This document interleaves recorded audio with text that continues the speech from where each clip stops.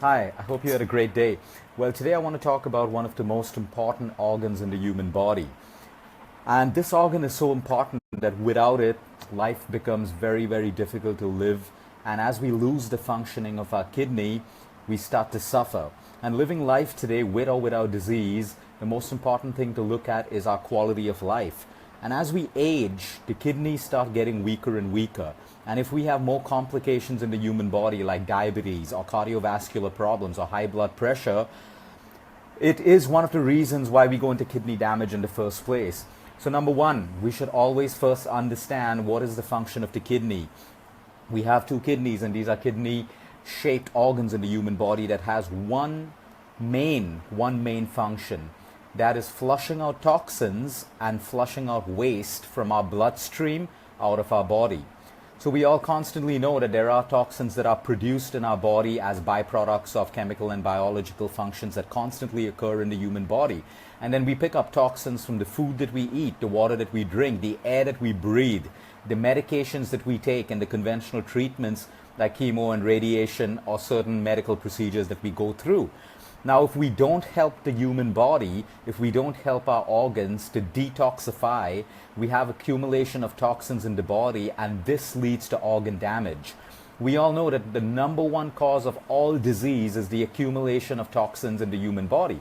When it comes to cardiovascular problems, it's plaque in the human body or it's high cholesterol.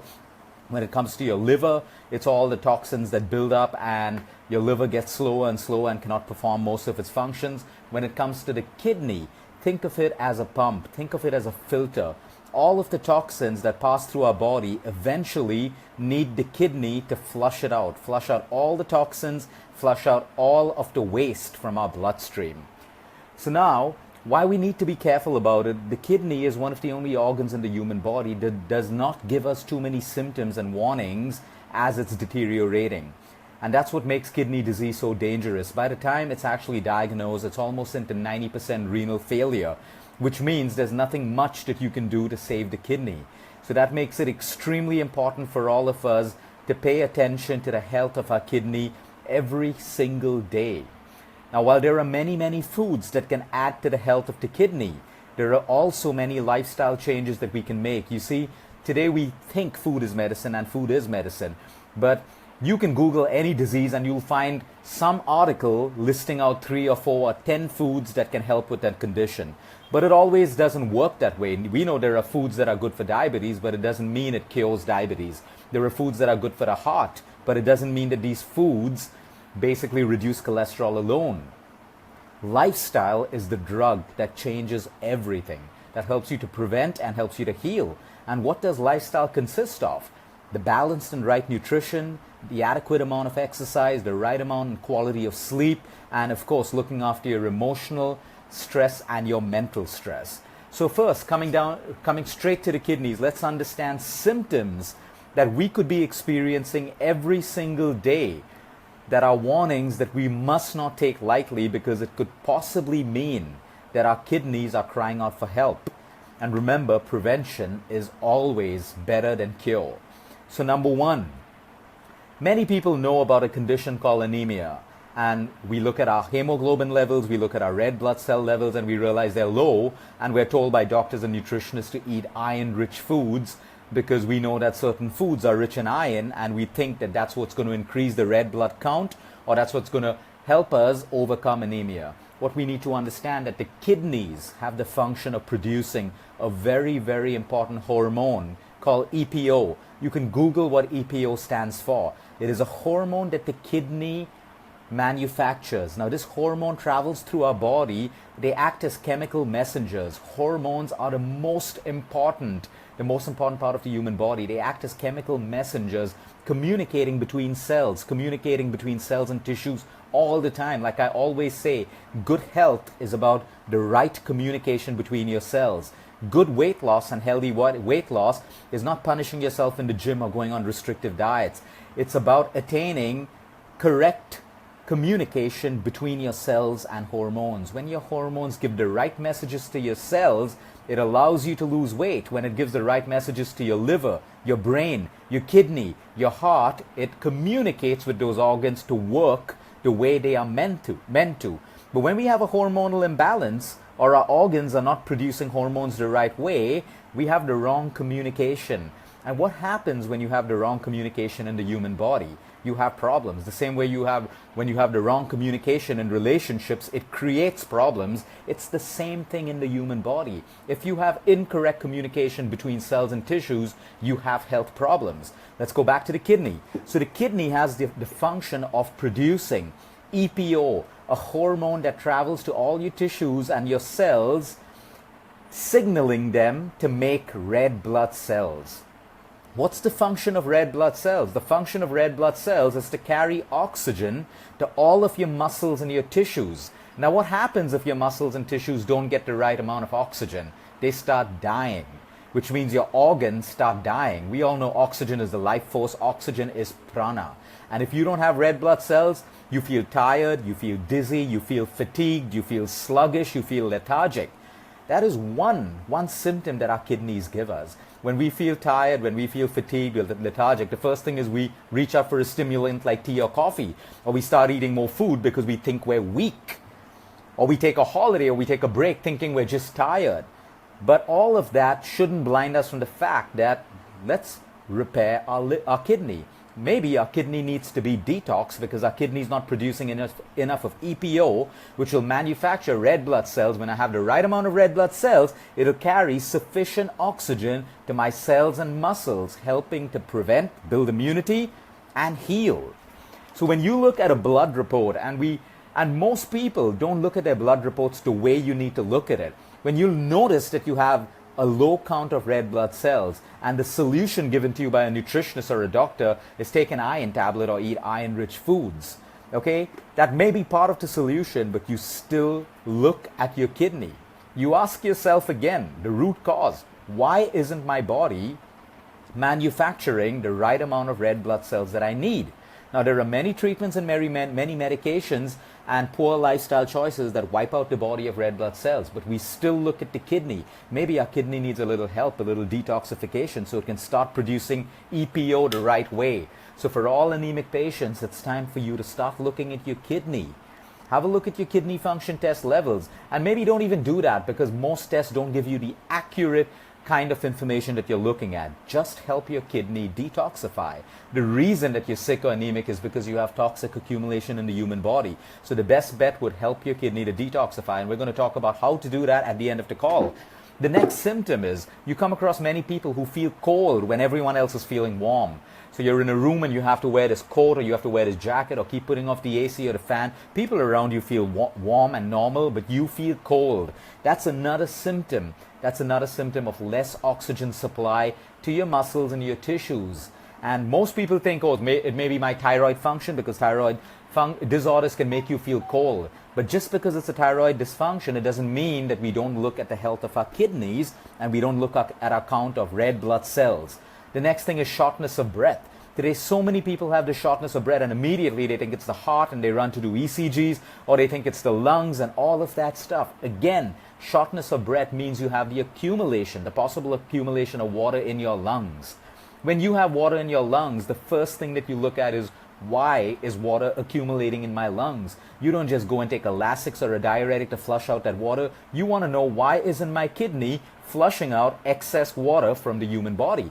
If it's not flushing out excess water, that's when we have swellings in our feet, we have edemas, we have water in our lungs. We wake up with a puffy face and puffy eyes, signifying that your kidney has not flushed out toxins and waste from your bloodstream through the night. So no amount of detoxification or random remedies will help you. You have to look at the health of your kidneys. Very, very important. Sometimes people have this metallic taste in their mouth. I'm not talking about people going through chemotherapy, even otherwise. They just say, oh, the food tastes metallic. I have this metallic taste in my... Again, it is your kidney signifying that it is overburdened with toxins, and we need to detoxify the kidney. Now, what else? What else leads to kidney damage? Besides the overconsumption of alcohol, because we all know that alcohol is bad for the liver, but anything that's bad for the liver also becomes bad for the kidney, because your liver processes and then your kidney flushes out. So if you have a toxic and an overburdened liver, you will also have a toxic and overburdened kidney. So there's no point just cleaning your liver, you also have to clean your kidney. So besides constant eating out and fast food, alcohol consumption, overconsumption of sugar, chocolate, caffeine, stimulants, caffeine. Too much of caffeine will create problems with your kidney.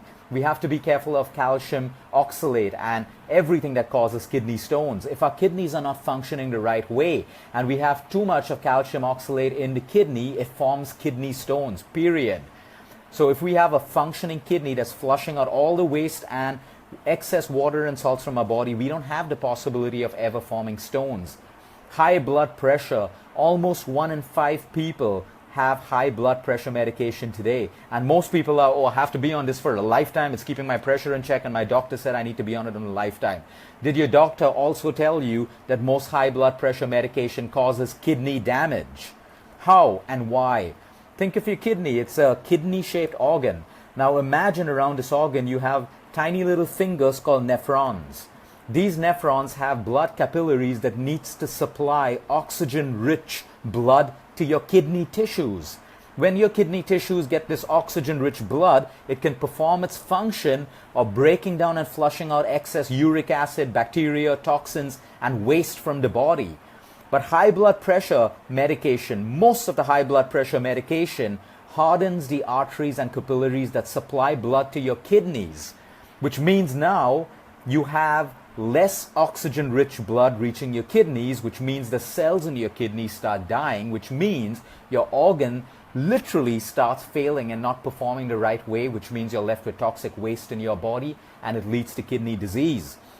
It's so easy for a doctor to tell you to be on high blood pressure for a lifetime. What's better is there may be people who need it for a lifetime, very, very, very few. What every other patient needs to be told is, listen, get up, pull up your socks. Get your shit together, change your lifestyle, take control of your stress levels, start eating well, start losing some weight. Get all this stuff together, but just because there's a pill that will treat your symptom and every time you go to your doctor and he says, oh, your systolic's 120 or diastolic's 80, excellent. Yeah, continue with the medication, you need it for a lifetime. Half the doctors are not even monitoring the high blood pressure improvement in their patient's medication. And 130 by 90, 130 by 80 is not going to kill you. But what is it categorized as? Hypertension. 140 is not going to kill you unless you smoke, you drink every day, you're obese, you have a sedentary lifestyle and all of that stuff. Now take for an example, I put you in a chair in front of me and I shout at you, I give you bad news, I stress you out completely, and 24 hours later, 6 hours later, I check your pressure. Is your pressure going to be low or is your pressure going to be high? It's going to be high. Does this mean you need a high blood pressure pill? Or do you need a better relationship with me? Or do you need to handle communication and relationships better so it doesn't stress you out?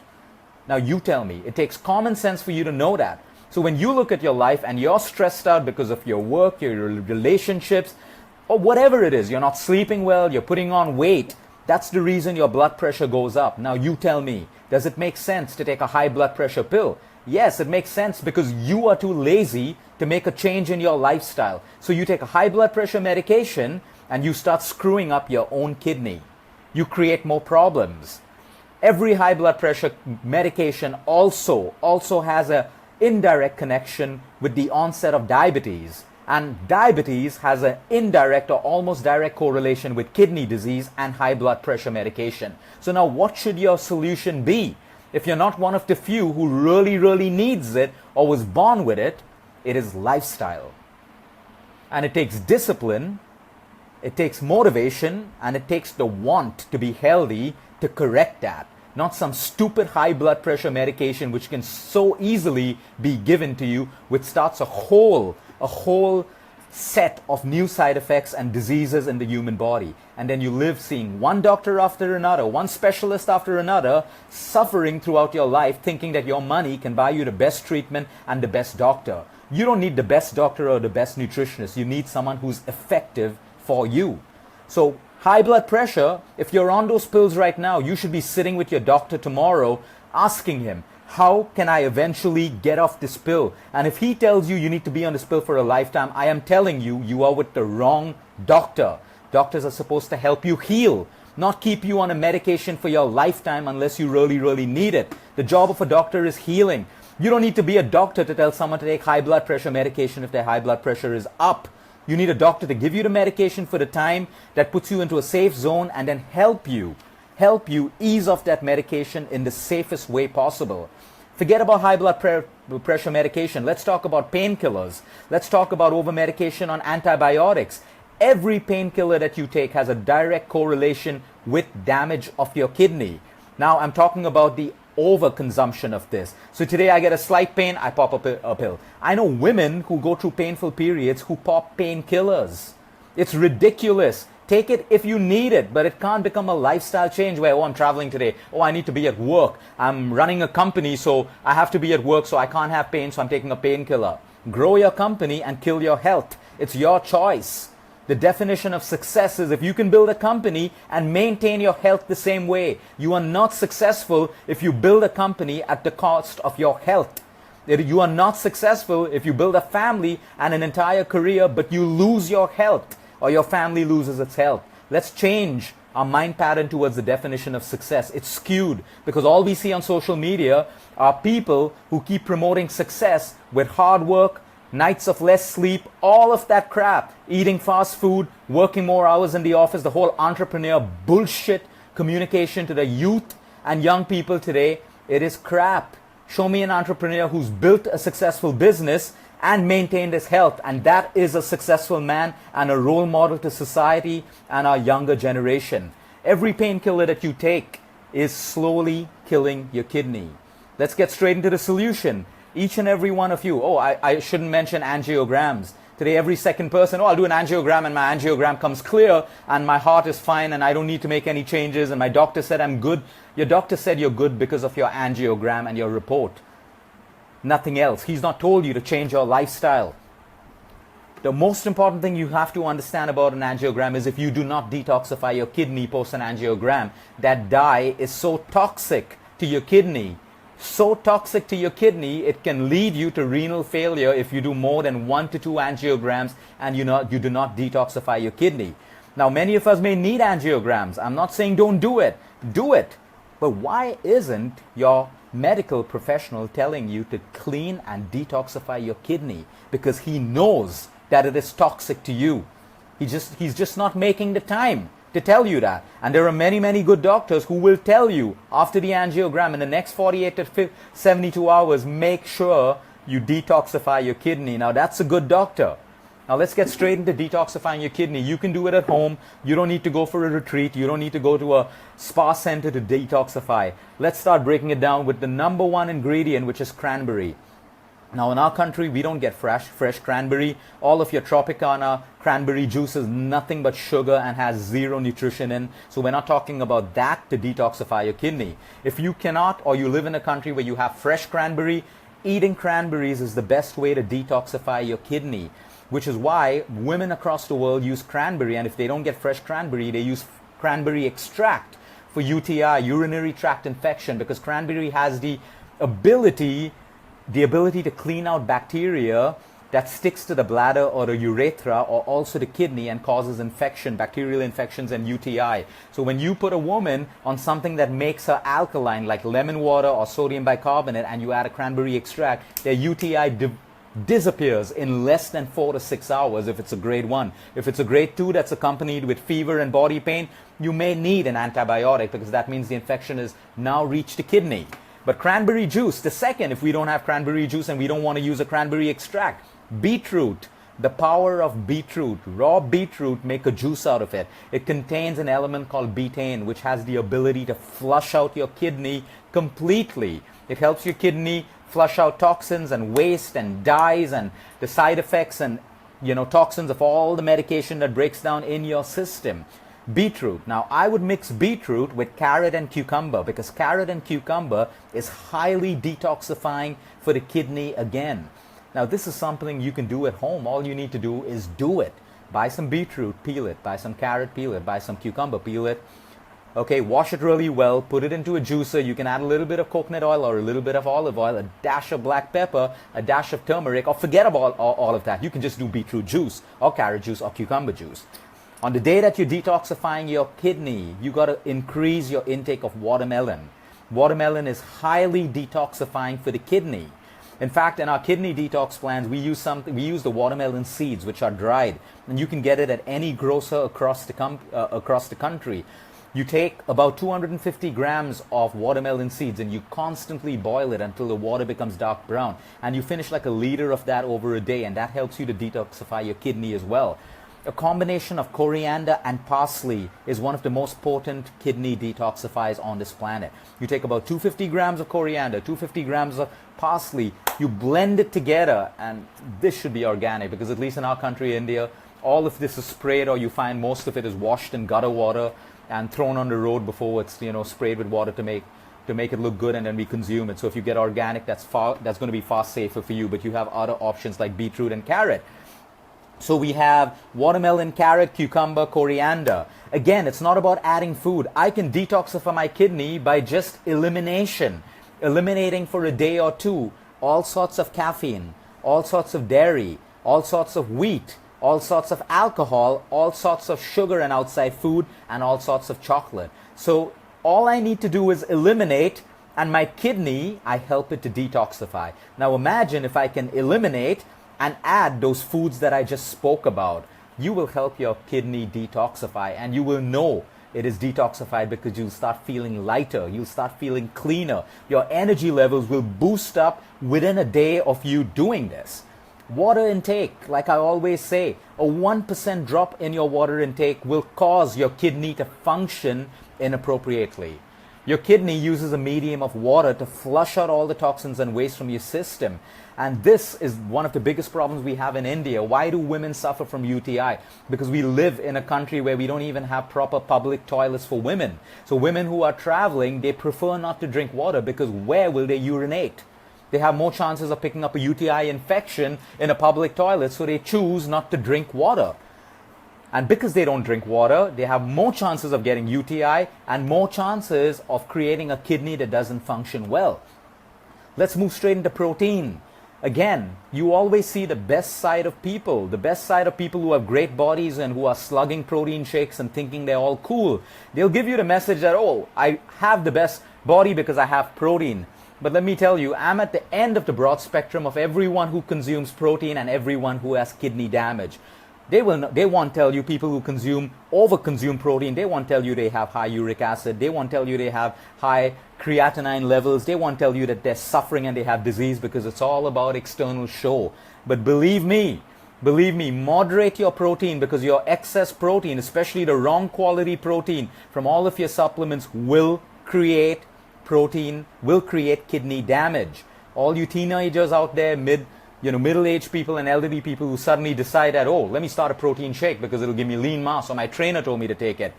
You are better off with natural protein. Plant protein is the healthiest protein in the world. Even if you overconsume plant protein, it will not damage your kidney.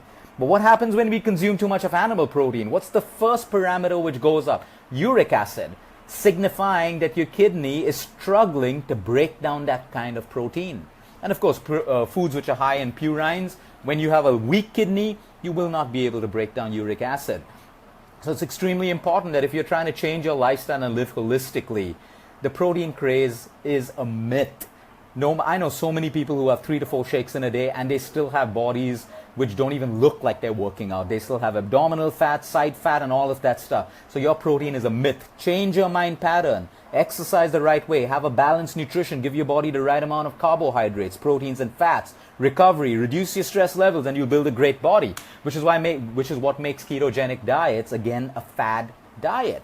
All it has is protein and fats, no carbohydrates. And I'll tell you how many ketogenic patients or people who have been on the ketogenic diet come and say, oh, I lost 5 and 6 kilos, but they come with kidney function tests all array. They won't tell you that because they just want to show you the best part of the ketogenic diet. They're not going to show you all the damage that's being done. So it's extremely important you understand that. The last point to improve your kidney is oxygen, because we spoke about oxygen-rich blood reaching your kidney tissues to keep it healthy. You have healthy kidney cells, you help the kidney work like a filter and pump out all of the excess toxins and waste from your bloodstream. We get oxygen when we have the right amount of red blood cells. Okay, we can have the right amount of red blood cells, but if we're not breathing the right way, there's no point. So your pranayama, your deep breathing, respecting the way that you breathe every single day, the more oxygen you have in your body, the better everything functions. 34.2 billion cells, and all of your organs function better when you have the right oxygen. So this is how you take care of your kidney. Now, we spoke about medicines. I'm not here to slam doctors and medicines. I'm also here to slam nutraceuticals and supplements and Ayurveda and nutritionists. So nutritionists who give you a weight loss pill. It's the same thing as a doctor giving you a medicine without explaining the side effects. A weight loss pill is suppressing your appetite. A fat burner is increasing your metabolism by stopping a function in your body. And again, the nutritionist is wrong because your nutritionist is using an easy, quick fix for you. You can take a pill, lose maybe 2 or 3 kilos, but what your nutritionist has not coached you on is getting to the root cause of why am I fat? Why am I not losing weight? So instead of changing behaviors, we're looking for quick fixes which cost money, where a nutritionist will make a commission on that and the product company will make a commission. So it's not just about doctors, it's also about nutritionists, it's about everyone. And the side effects of weight loss supplements and fat burner, everything occurs in your liver and your kidney. There is no shortcut to work out, to lose weight. There is no shortcut. Any nutritionist, any company, any product that tells you, take this and you lose weight and you don't have to exercise and you don't have to change your diet, you got to run from that. There's no way. You should sue that company because there is no way. Weight loss works on hormone communication. It works on biology, chemistry, physiology. It doesn't work on one pill. So we got to start thinking beyond. We got to start opening our minds and realizing that we've been fooled for too long. Everything that's synthetic that goes in our body is going to create some harm to one of your organs. And when you go into organ failure, I can promise you it is the worst thing that you ever want. Because you're not going to be living after that. You're going to be living with suffering. And believe me, you can prevent it in most cases. All you need to do is look after your kidney, detoxify it whenever you can. You can detoxify your kidney every day. What's wrong in having a beetroot or a carrot juice every day? Oh, I forgot to mention lemon water as well. Lemon water is extremely detoxifying for the kidney. It makes the cells in your kidney alkaline, and your kidney can function better when it's in an alkaline medium. When it's acidic, it can't even do half of its functions the right way. So now we may all go through life where we need certain treatments, and that's why chemo damages the kidney, which is why it is so important for oncologists to tell their patients that if you are going through chemotherapy, make sure you're eating the right foods and constantly detoxifying. Otherwise, my treatment may cure your cancer but may cause organ damage to you and you'll have more problems. That is the job of an oncologist, to tell you that. Do the chemo. I'm not against chemo, but also change your lifestyle and the way you eat if you do not want to have a metastatic cancer come back into your body. Have a great night, everyone. Until next time, eat smart, move more, sleep right, and breathe deep. It's very simple. Tomorrow, we should all be detoxifying our kidney. We should be motivated enough. I don't have a vision for any of my videos to induce fear for you. I want to create awareness so that you can be motivated to make changes. There's enough of fear in the world at all given points. So everyone on high blood pressure watching this right now, don't be fearful. You have a reset button that you can hit and wake up tomorrow and say, I'm going to sit with my doctor and I am going to prove to him I can get off these blood pressure medications. And believe me, we do it all the time. We have patients who were on pills for 10 years and today they've been off pills for 10 years and their blood pressure is absolutely fine. No issues with their heart. Only a doctor in fear, an insecure doctor, will tell you, oh, if you don't do this, this is going to happen. And if you don't do that, this is going to happen. The doctor is supposed to sit with you and find a solution to heal you with minimum damage. That's how it works. That's how good health works. Have a good night, everyone.